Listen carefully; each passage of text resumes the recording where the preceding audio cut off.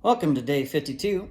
We are in Leviticus 14:16. It seems like there's not much here, but I do want to point out a couple things for you. Okay, just like always. All right, there's a whole bunch of sevens if you noticed in this.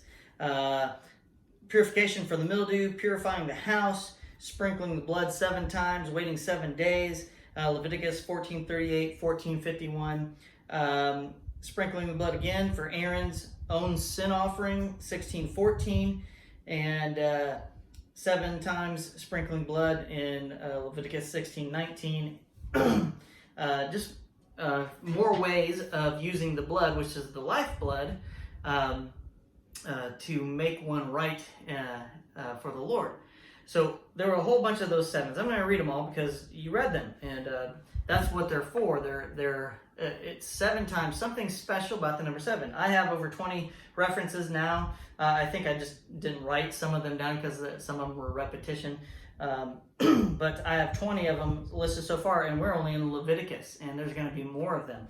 So be watchful for that because it's going to change. And this is the ceremonies for or what to do 7 times to do for something else. Later on, that changes the subject, and 7 days for something else. So keep that in mind. If you've got a list, it'll help you understand a little bit more of why the 7 is used later on.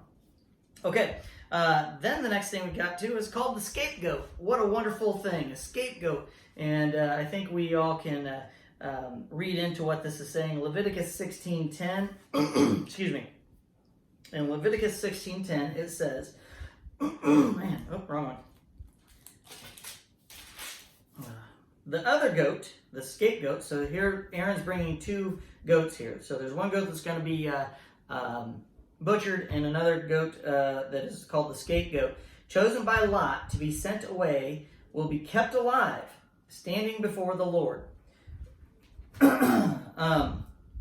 When it is sent away to Azazel in the wilderness, the people will be purified and made right with the Lord. So here you have the offering, and then something where the sins are going to be laid upon this goat and sent away, driven into the wilderness.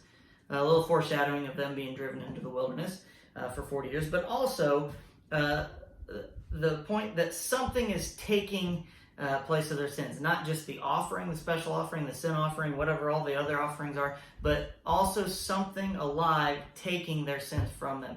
And of course, we attribute that scenario to Jesus. Jesus taking our sins. He is our scapegoat. And he was crucified. He is in heaven now, and he will come back. So what a wonderful thing, a picture of having something else take our sins for us. Another example of that. And then 16:21 again, it says, he will lay both of his hands on the goat's head and confess over it all the wickedness, all of it, not 99% of it. And again, let's put this into perspective. Jesus died for all sins, and we're going to put that on a special paper when we get to it. All the sins are being put on this goat. Not 99% of them. All of them. Okay? All the wickedness, the rebellion, and sins of the people of Israel. Not just sins, but wickedness and rebellion. In this way, he will transfer the people's sins to the head of the goat. Then a man specially chosen for the task will drive the goat into the wilderness. What a wonderful thought that is. And then being made right with the Lord. We have this in the Old Testament, being made right with the Lord. Well, there's only one way to be made right with the Lord, and that's coming in the New Testament. So this was, what I caught by this was once a year. Chapter 16, verse 34. This is a permanent law for you to purify the people of Israel from their sins, making them right with the Lord once each year. Moses followed all these instructions exactly as the Lord had commanded him. Okay, so the important part is at least once a year, everybody is going to be made right with the Lord. I think that is foreshadowing the point that we just can't be right.